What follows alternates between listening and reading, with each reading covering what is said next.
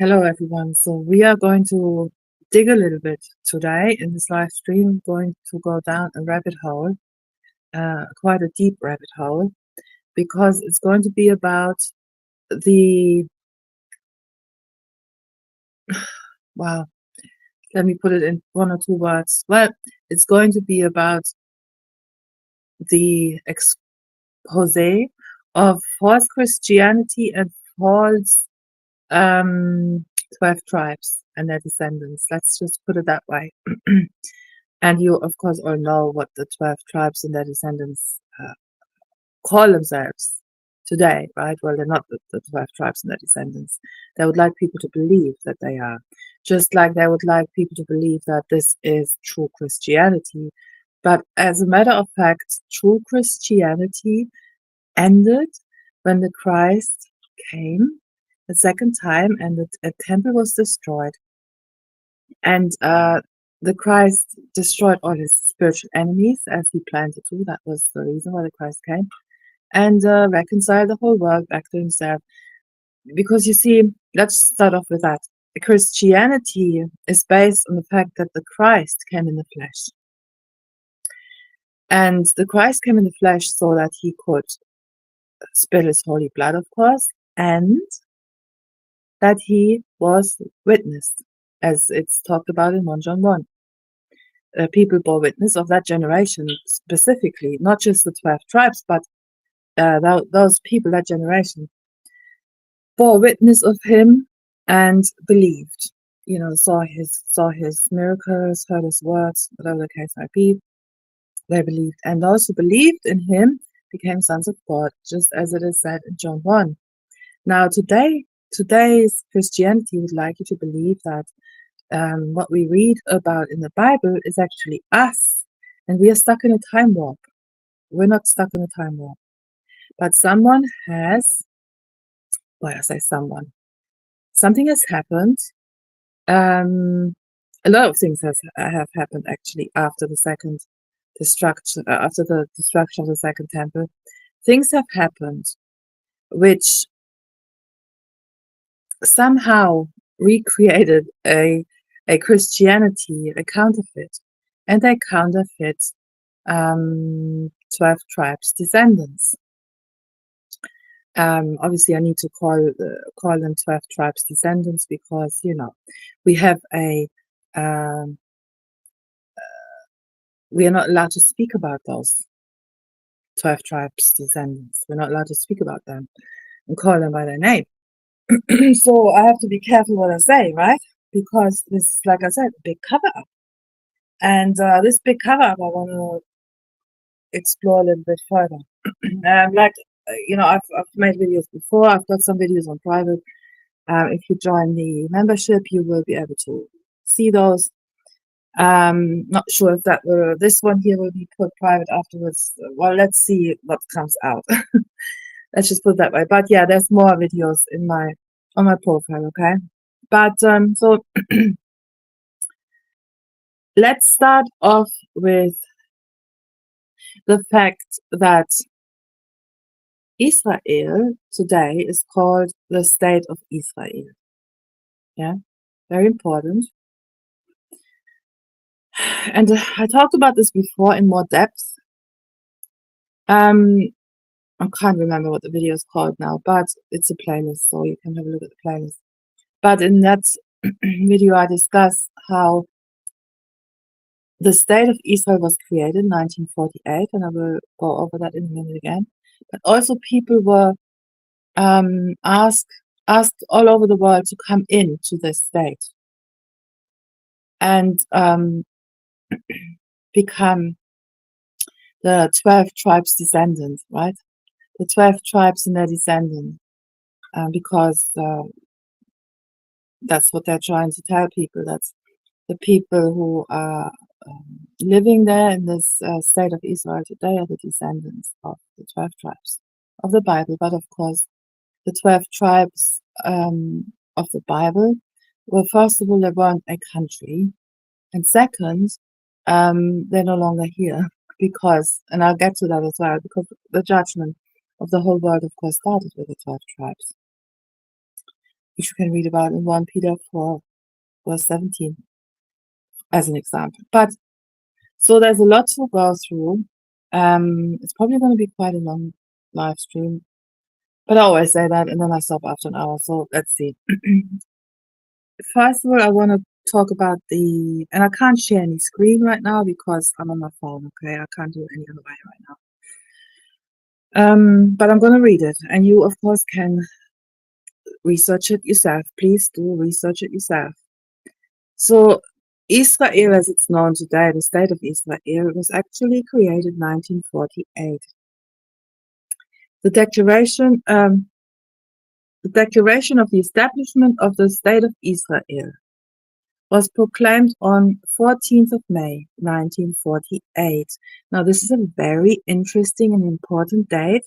You have to remember this as we go down the rabbit hole, because it was shortly after the Second World War. Very important to remember this, because the Second World War was, of course, as we are being told through history, created by the so-called Nazis. Very important word. I need you to remember. Yeah. And after the Nazis created the Second World War, as we're being told, 1948, there was a new creation, declaration of establishment of the state of Israel. Very interesting. So here, I want you to go to another video because I talk in more depth about how they created it. Getting people into that state was very important, of course, and also they revived the language. Now it's called modern Hebrew language, because it isn't the biblical Hebrew. That has long been actually that and we get to that again later, but that biblical Hebrew stopped with the destruction of the second temple. Interesting, isn't it? And it was Simon Bar something, I can't remember his name now, I'll get to it in a minute. He was actually the guy who tried to revive it again in 110 AD. Okay, very interesting. So, but one thing at a time. So, this state of Israel was created in 1948 after the Nazis made war. So what else did I write down? I actually have written quite a lot on my community page as well, if you want to go there and check this out. So what happened then was something called the diaspora, something like that, diaspora revolt. I might not be pronouncing it properly, but I will be talking about that as well, because that was so we had the war in 70 AD when the second temple, last temple, was destroyed. Very important. There's never going to be a third temple, because the second temple was the last, right? Now God dwells in us, and we are the temple of God. So there's never going to be ever a third temple built. If there's a third temple built, it means absolutely nothing. It's just an ornament, okay? But it's not going to be built by God. So that alone should tell you that that the second coming of Christ was already here, okay? Anyway, so after the last temple was destroyed, 70 AD, shortly after, in 110 AD, and it's the roundabout figures here, another war broke out. And I found that very interesting. That was like 50 years later. Apparently, around that, apparently that war was a lot harder for the Romans. And apparently it was supposed to have been against the Jews, right? The Romans were fighting against the Jews, so they tell us. And that war was really, really difficult for the Romans, yeah. I mean, 70 AD was, they just slaughtered them, yeah. And it was really easy. Mind you, it wasn't a massive war, but it was really, the Romans obviously won and they trampled everything. But this war, 50 years later, just about one generation later, suddenly it was very difficult for the Romans, and the Jews were very, very powerful. Okay, yeah, pull the other one. That's all I've got to say to that. But anyway, so 110 AD, something started, and it was called, man, okay, how was it called? I think Keto War or something like that. So I'm actually on my phone and on my tab at the same time. It's a bit.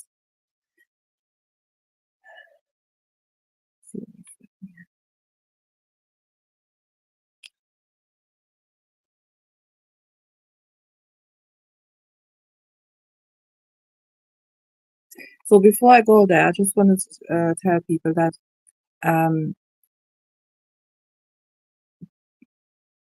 no, actually, maybe I shouldn't go there yet because it gets complicated otherwise.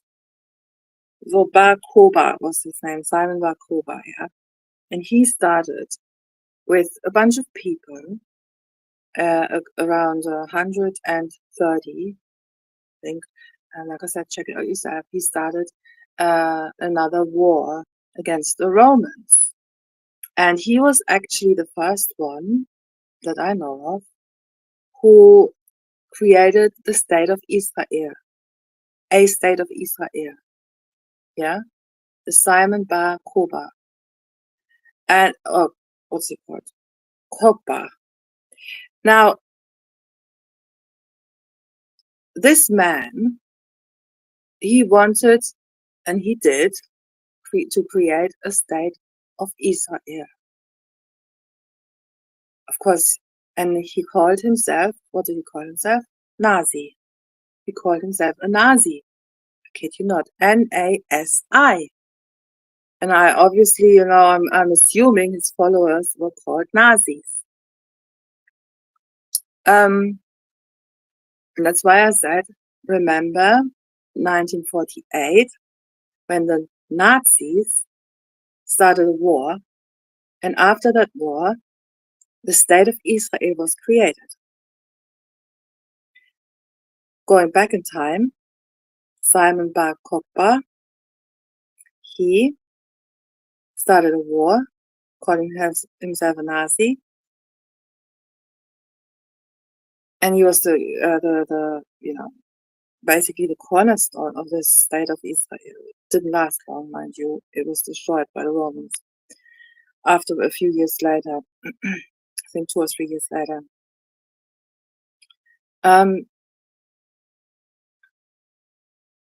So I'm going to read what I've written here, which is probably easier to do.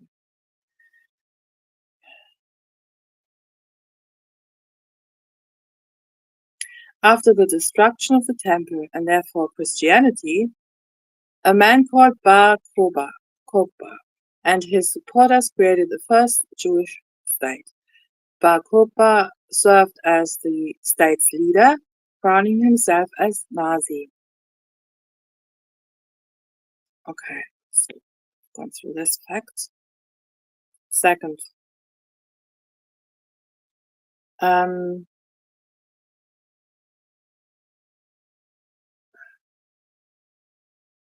am I not seeing on my book?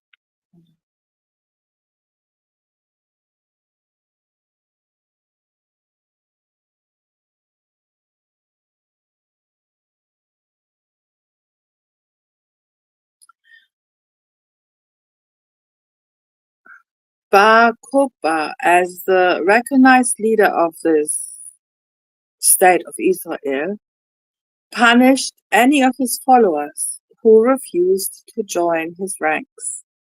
So basically, they called themselves Jews, and they formed a state of Israel. And if you didn't join, if you didn't agree and join, you were punished. This is all history, okay? Historical facts here, by the way. And that's how that state of Israel was created the first time around.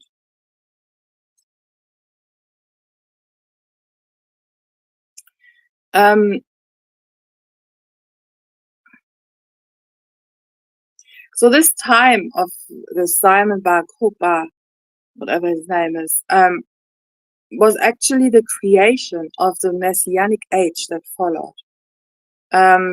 because with this, and Judaism as well, by the way, because they obviously, straight after the Christ came in 70 AD, they went to war, and they said basically, no, we're waiting for the Messiah still to come.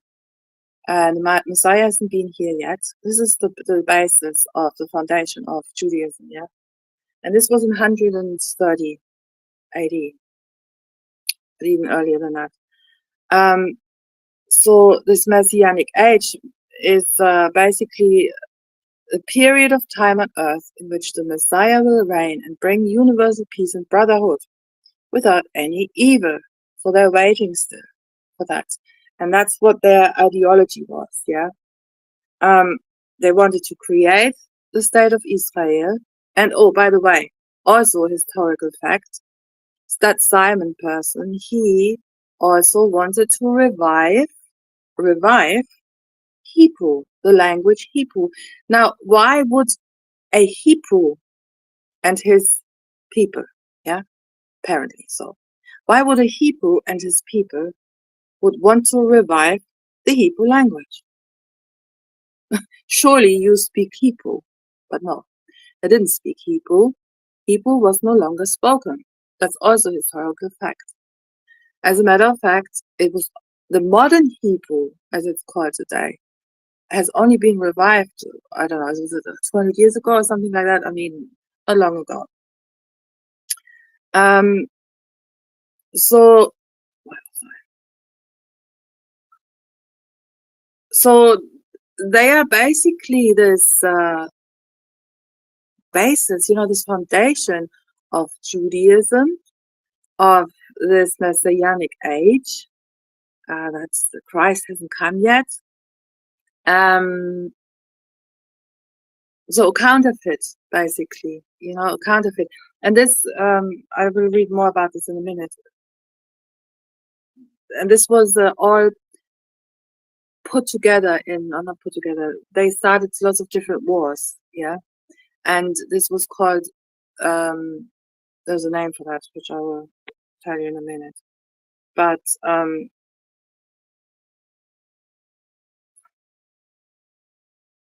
what they were saying is, and obviously people after him who came after him, yeah, the entire occupation of the world will be only to know God.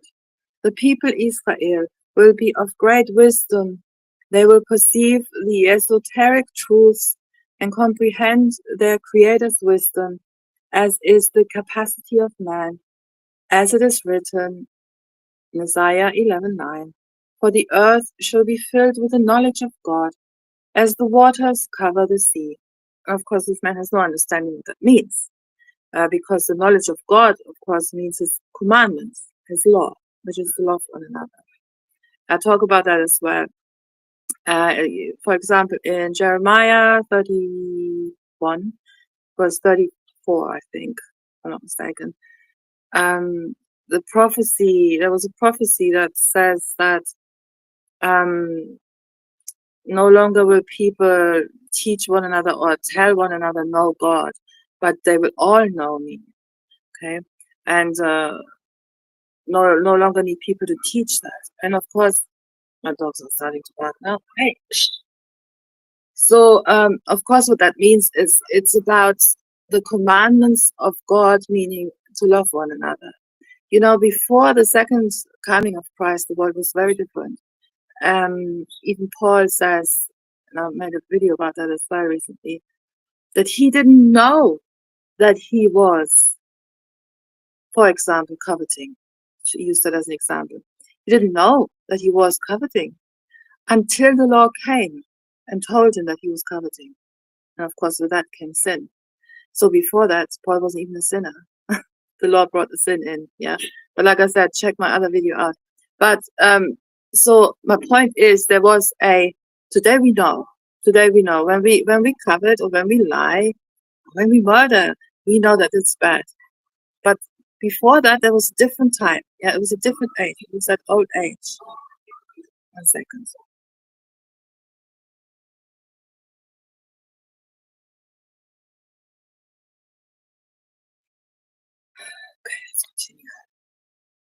Um, so of course, the knowledge of God, meaning that everyone knows the commandments of God. That's what it's. But these people are carnally minded. They have no understanding.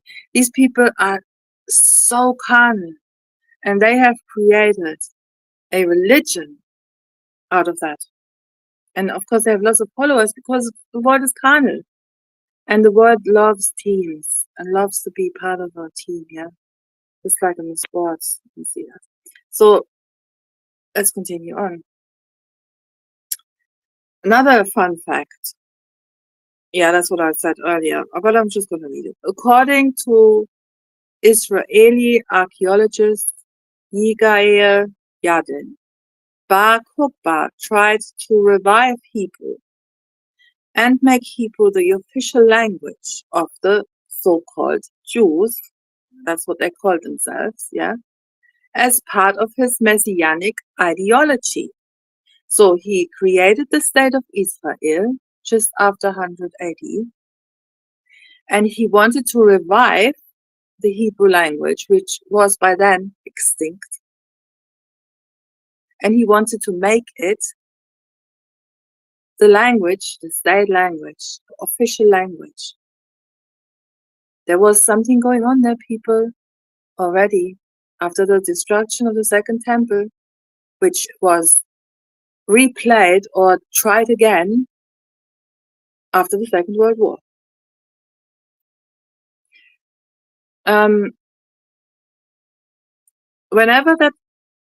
Whenever he would go forth into battle, whenever that counterfeit would go forth into battle, he was reported as saying, "O Master of the universe, there is no need for you to assist us, but do not embarrass us either." It is also said of him that he killed his maternal uncle, Rabbi Elzar Hamudai, after suspecting him of collaborating with the so-called enemy,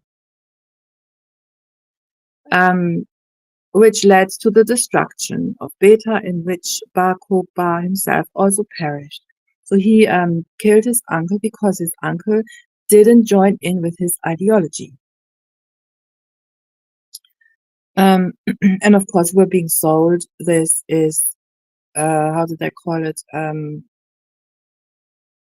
Wanting to kill that race. Got nothing to do with that. They wanted to establish it. And no one wanted to kill that race, but they wanted to establish that race, which was gone. The 12 tribes of Israel were gone. And of course, he was of God. You don't need to be genius to work that one out. But after him saying, "O Master of the universe, there's no need for you to assist us," well, that's very different to the true Israel, of course, who were only winning because of God. Hence, he made a name for himself, God. That was the whole purpose. But anyway, so Hadrian is thought to have personally supervised the closing military operations in the siege against Beta. When the Roman army eventually took the city, soldiers carried Bar Kokhba's severed head to Hadrian. And when Hadrian asked who it was that killed him, a Samaritan replied that he had killed him. When Hadrian requested that they bring the severed head of the slain victim close to him, that he might see it, Hadrian observed that a serpent was wrapped around the head. Hadrian then replied, "Had it not been for God who killed him, who would have been able to kill him?" And just something that I've noted down.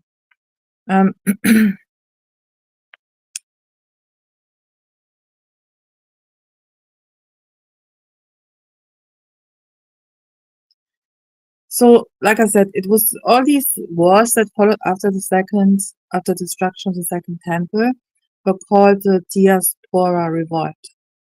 And that's apparently, if I'm understanding right, okay, because I'm only reading it myself and trying to make sense of things here.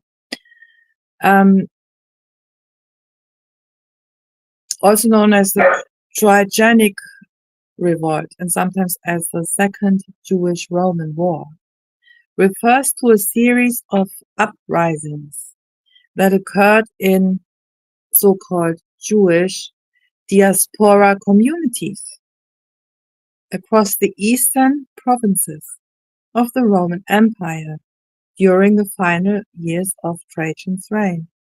These revolts occurred while the emperor was engaged in his Parthian campaign in Mesopotamia, which provided a favorable opportunity. The ancient sources do not specify the exact motivations. Plot thickens. The uprisings unfolded almost simultaneously across various provinces of the Roman East, in Egypt, Libya, and Cyprus. So those people who were followers of Simon, who called themselves Jews and created the state of Israel, their actions were primarily directed against local populations rather than the Roman authorities. Why, I wonder? With accounts from historians like Ctesias, Dio, and Eusebius, as well as epigraphical evidence, documenting extreme violence, including mass killings and the destruction of temples. So they were very, very ruthless. Yeah.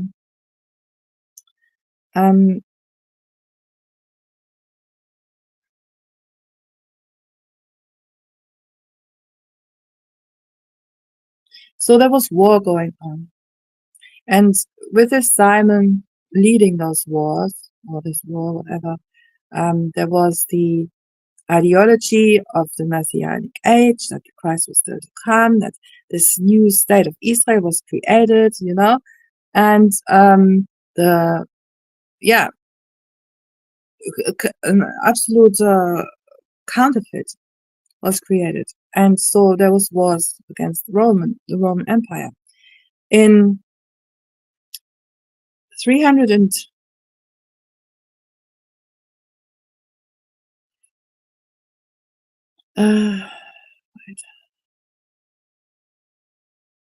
in the year before the Council of Constantinople in 381, Christianity, which is no longer, by the way, like I said, it's no longer Christian because there's no more Christ. Christianity became the official religion of the Roman Empire. So in other words, let me translate this. What that means is that the Roman Empire created Christianity. That's what this means. And made it its state religion. That's why we have the Pope. That's why we have the Bible, which, by the way, I think has letters in it which are absolutely true. There's nothing false in the Bible. I also believe what Christ did on the cross and so on. I believe everything the Bible says. But it was put together by people who had an agenda. And the agenda was a counterfeit Christianity. And we have to really go back in time and think about what it was like living in the Roman Empire. Well, the Roman Empire wanted power. They didn't care how they got it. And they had a lot of people, to subdue, let's put it that way. A lot of people to make happy and keep happy.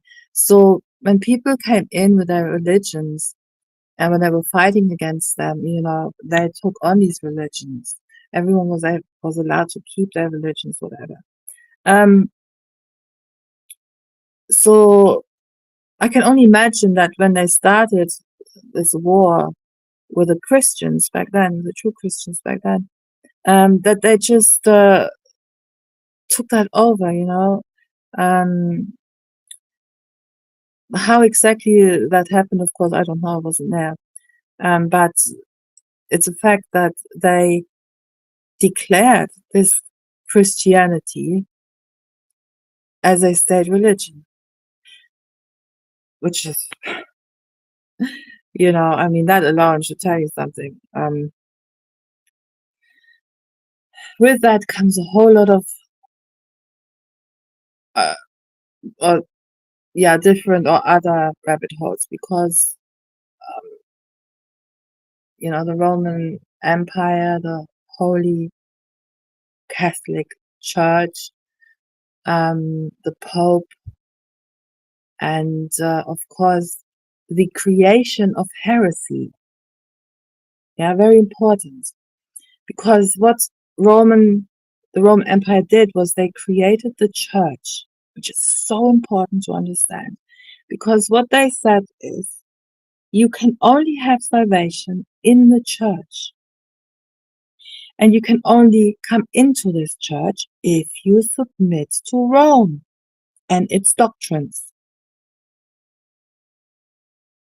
If you do not submit to Rome and its doctrines and its church, you are a heretic. Well, and we all know what happened to the heretics, don't we? So that's the reason why Christianity was created. Well, one of the many reasons, I'm sure. So what else is there right?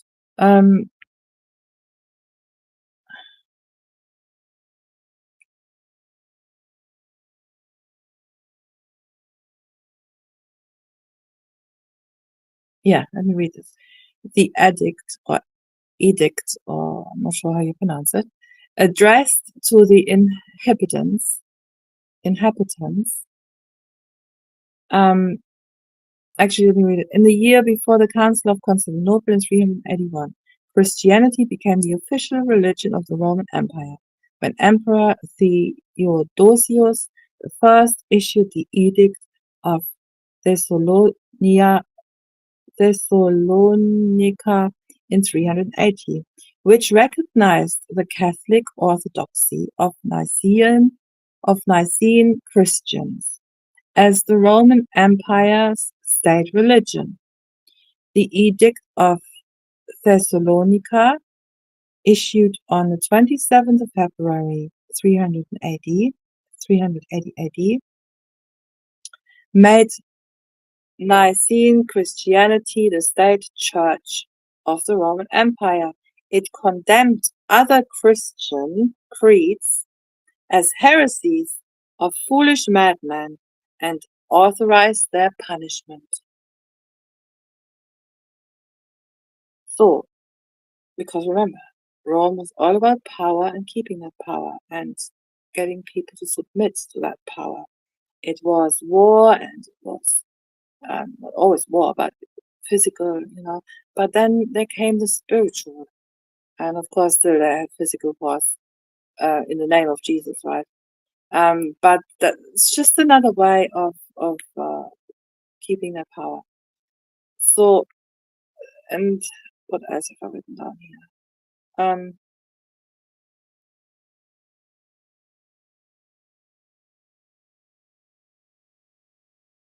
And again, this edict addressed to the inhabitants of Constantinople, whom Theodosius wished to pacify in order to make the city his imperial residence, constitutes the first known secular law, which includes in its preamble a clear definition of what a Christian Roman ruler considers as religious orthodoxy, opening the way of repression against dissidents qualified as heretics.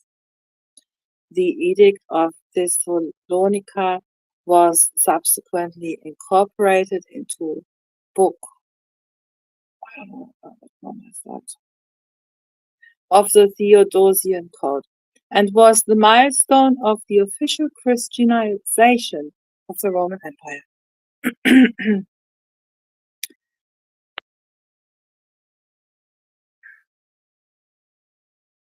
So you see, people were very busy after 70 AD. A lot of things happened. A lot of things. But we could sum it up in one and that is the creation of the counterfeit. The creation of the counterfeit that we know today as Christianity or as Judaism. I haven't even had a look into Islam yet, but all religions are 100% false. Okay, because you see, when God came in His own flesh and blood, He went to the cross and died for us. He didn't come to put us into a religion. Actually, He came to get people out of it. That's why the Pharisees hated Him so much, because they were losing control over the people, which they got through religion. And what happened today? 30,000 plus different denominations, Christian denominations, might be. Not to mention the different Judaism, different denominations there, or Islam, just Christianity alone. 30,000 plus. Really, is that why God came? No, it's not. But of course, people love a religion. So what else do I write?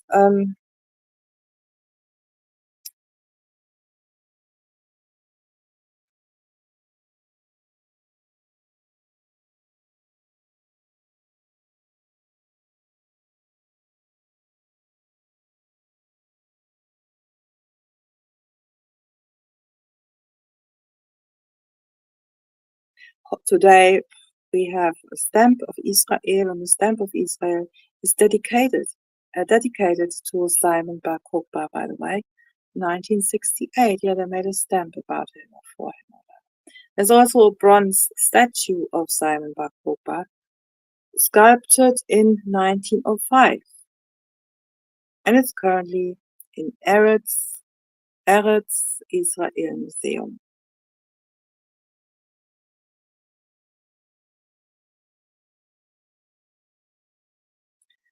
According to a legend, during his reign, Bar Kokhba was once presented a mutilated man who had his tongue ripped out and hands cut off. Unable to talk or write, the victim was incapable of telling who his attackers were. Thus, Bar Kokhba decided to ask simple questions to which the dying man was able to nod or shake his head. With his last movements, the murderers were consequently apprehended. In Hungary, I don't know why it's in Hungary, but you know, I'll just leave that there. In Hungary, this legend spawned the Bar Kokhba game. Isn't it interesting that it's in Hungary? Yeah. In which one of two players comes up with a word or object, while the other must figure it out by asking questions, only to be answered with yes or no. Questionnaire usually asks first if it is a living being, blah blah blah blah blah. The verb, oh my god, okay. The verb kibak kochbatzni, in brackets, to ba kokba out, became a common language verb, meaning retrieving information in an extremely tedious way. So he was a very influential man in a very, very influential time.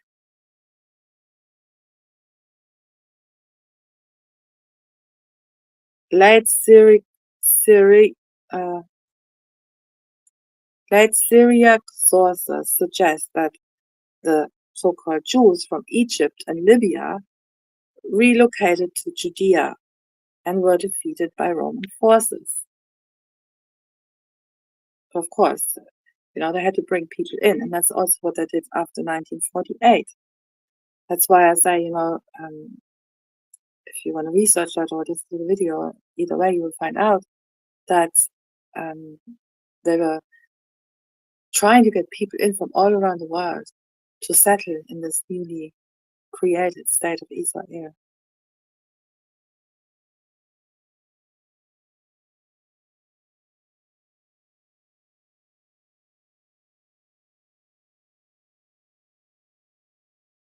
There's another interesting thing.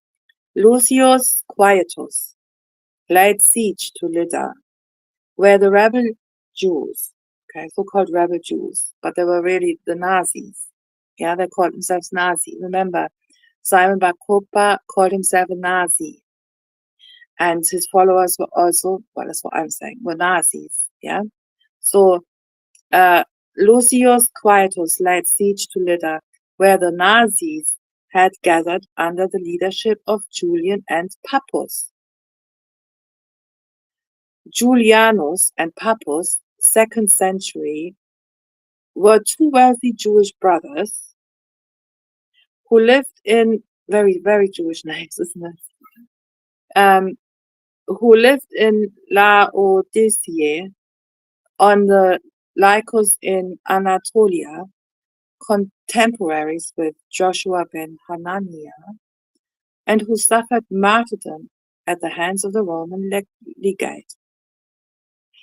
An anecdote about the lives of these two illustrious Grecian Jewish citizens has come down in the Midrashic literature, stating that during the days of Hadrian, the emperor mulled over the thought of rebuilding Israel's temple. And of course, that's always been on their mind. They want to counterfeit everything. Okay, we also need to counterfeit that temple. Remember in the beginning I said, there's no third temple. There was one, and then there was a second, for the whole purpose of being destroyed again. And the third, if you will, the new temple is of course us. Yeah. So there's not going to be another temple built. But he was thinking about building another temple. Interesting. When the news reached Julianus and Pappus, who were very wealthy, listen to this, they set up tables from Akko to Antioch, hoping thereby to allow Jewish pilgrims to exchange their local currency for coins in specie, so that means, or else provide other basic needs for the people before proceeding on to Jerusalem.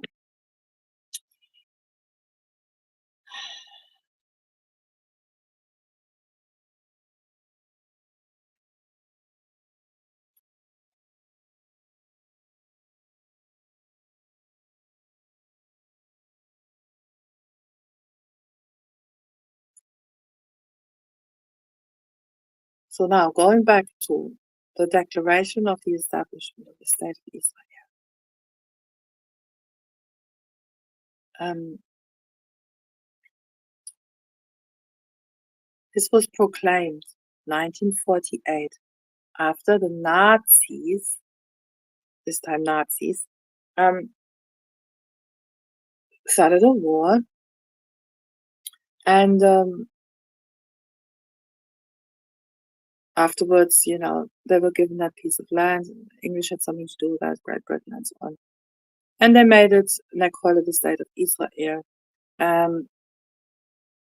It was announced, proclaimed by David Ben-Gurion, the executive head of the World Zionist Organization, chairman of the so-called Jewish Agency for Palestine. But of course, we now know where that's originated from, yeah? The 12 tribes of Israel. That's not the 12 tribes of Israel and their descendants. But they call themselves Jewish, so I will continue to call them Jews, okay? But you will know what I mean by that. And later, first Prime Minister of Israel.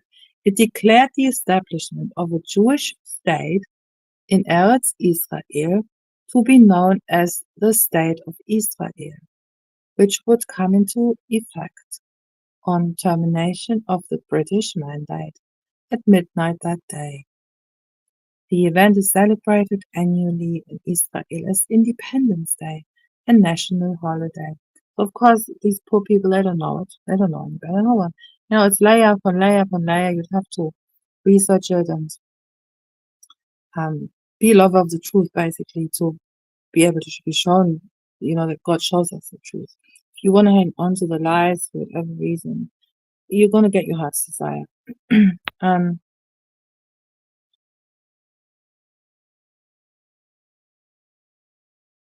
The possibility of a Jewish homeland in Palestine had been a goal of Zionist organizations since the late 19th century. In 1917, British Foreign Secretary Arthur Balfour stated in a letter to British Jewish community leader Lord Rothschild oder Rothschild, as it's called correctly, Rothschild. That was before the First World War, if I'm not mistaken. Yeah? So there was a purpose to these wars, by the way. There was a purpose. And afterwards, there was the creation of the State of Israel. Do I need to say more? So, quote, His Majesty's government view with favor the establishment in Palestine of a national home for the Jewish people and will use their best endeavors to facilitate the achievement of this object, it being clearly understood that nothing shall be done which may prejudice the civil and religious rights of existing non-Jewish communities in Palestine or the rights and political status enjoyed by Jews in any other country. Though this letter, which became known as the Balfour Declaration, British government policy officially endorsed Zionism.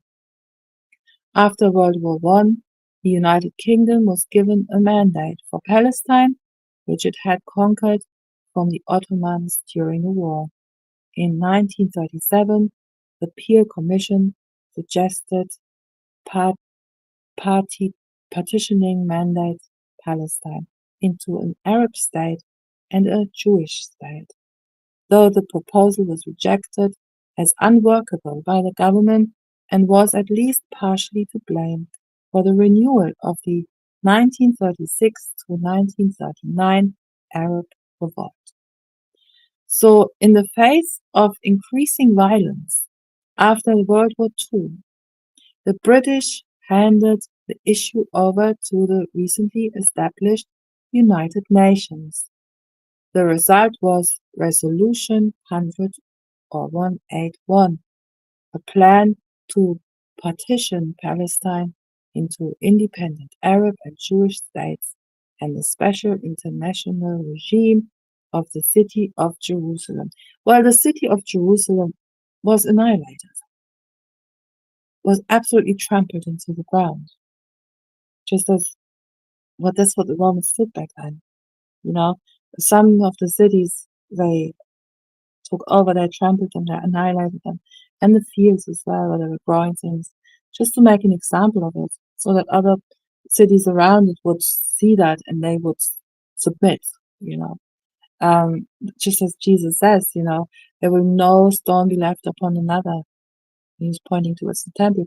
And what are they trying to tell us today? That this wall that they are bowing to, yeah, is apparently part of the temple or some part of this temple building.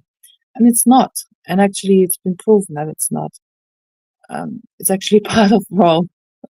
But so a lot of counterfeits going around. But you see, with this counterfeit of religions is only possible through religion, by the way. That's what God said even back then. And he says it today because it doesn't change. If we turn to him, then he will heal our land.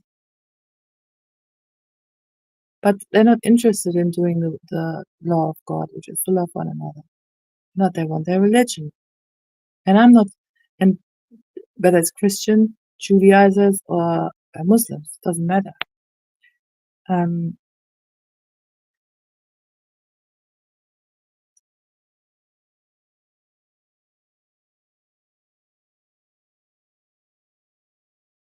So I'm not going to read all this now because, like I said, I have made a video on that. But I do want to talk about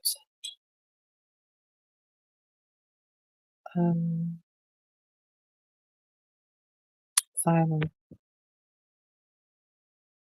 Akuba. I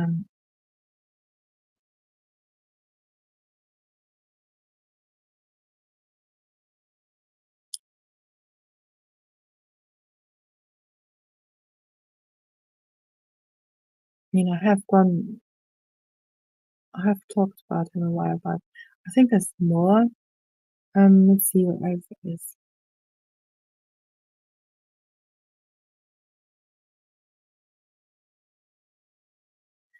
Yeah, so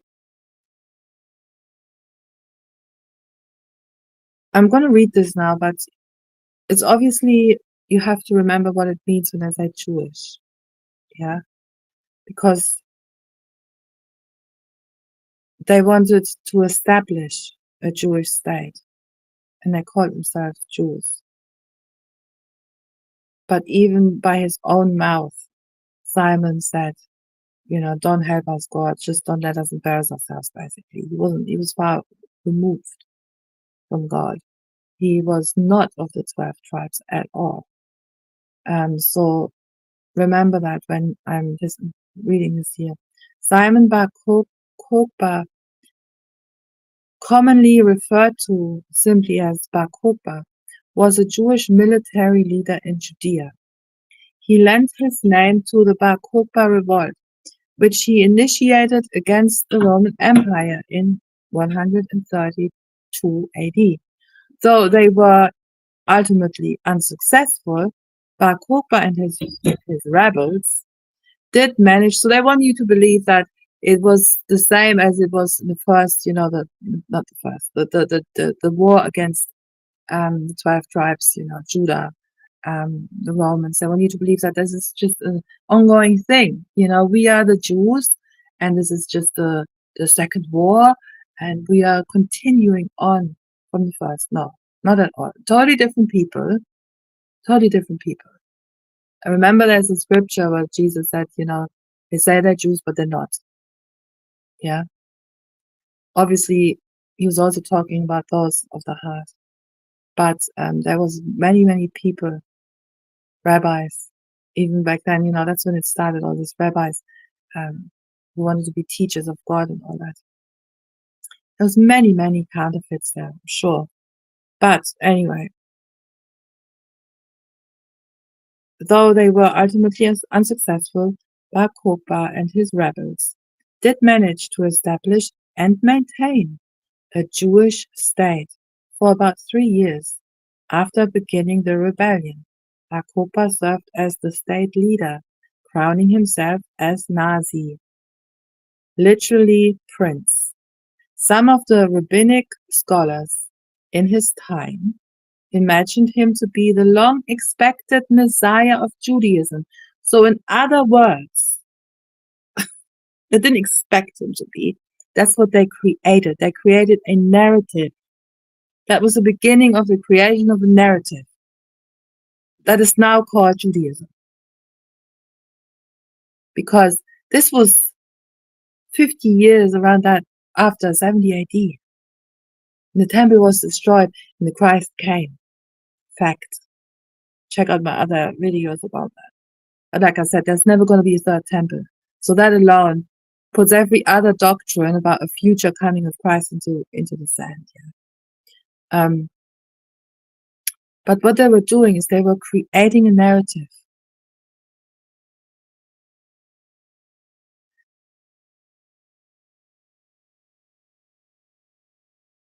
So he established and maintained a Jewish state for 3 years.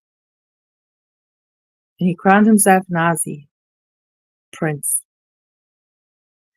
Some of the rabbinic scholars in his time imagined him to be the long-expected Messiah of Judaism. What a lot of nonsense.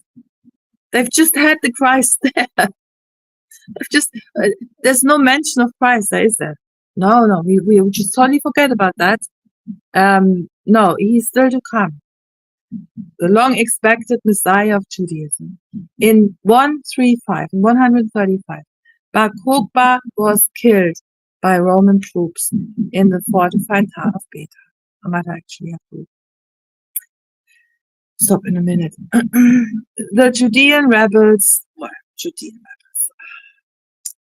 those people who call themselves Nazis, who remained after his death, were all killed or enslaved within the next year. So they are saying, now you have these people saying, well, we have the 12 tribes. They think they are of the 12 tribes, but really you're just descendants of those Nazis who called themselves of the 12 tribes, yeah, the descendants, but they're not. Because I know there's people out there who say, I'm of the 12 tribes, um, Hebrew Israelites. So they were enslaved or killed, and their defeat was followed by a harsh crackdown on those people by the Roman Emperor, Hadrian. Now, I found that extremely interesting.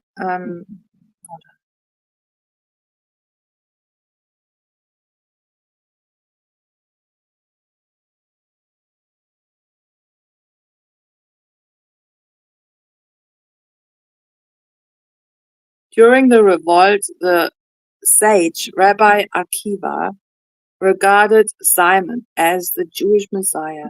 The Talmud records his statement, and of course Talmud and all these things that came afterwards, they're all just keeping the narrative going, yeah? It's all just to keep it going. The Talmud records his statement because the foundation is a lie. The foundation is a lie. Records his statement that the star prophecy verse from Numbers 24:17, there shall come a star out of Jacob, referred to him based on identification of the Hebrew word for star, kokha, and his name Bar Siva. The name Bar Kokhba, which refers the statement of Akiva, does not appear in the Talmud, but only in ecclesiastical sources until the 16th century.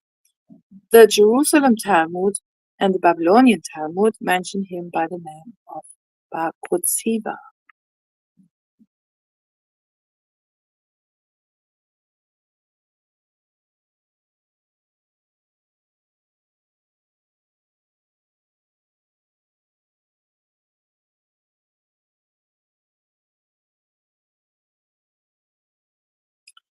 So I think I'll leave it here. Like I said, I've actually posted some posts on my community page. Feel free to, put your replies there or underneath this video. Be interested to hear your opinions. People today are pointing towards Rome, say, oh, he's the Antichrist. No, what you're seeing is the residue, basically, of that time, or a descendant of that time. It started back then, though. Yeah, it started back then. But they want to keep this going. And all this splintering of religion, within Christianity is just to keep people away from the truth and ultimately away from God, of course. Because when your heart's desire is religion, how will you ever know God? You will never know God through religion, ever. Impossible. So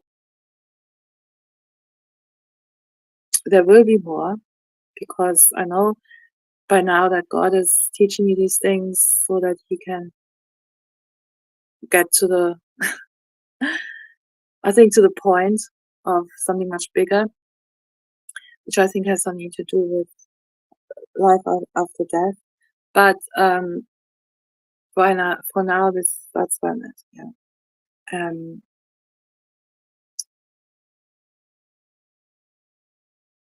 So that's all I've got to say, guys. Until next time, bye bye. Oh yeah, and share the video, please, and like it as well, and comment and so on, because it helps push the video out there so that people can hear it, and share with people. Share with people about Christianity being a counterfeit. And no, I'm not attacking the Bible. I'm not attacking the words that Jesus once said in the Bible. I'm not attacking what Christ did on the cross. I'm not attacking any of that. What I'm saying is there was an agenda why all these things were put together and given to the people, to the masses, and why the Bible was called the Word of God. Yeah, and why the Pope was called the mediator, and so on and so on. was a purpose for that. That's all I'm saying.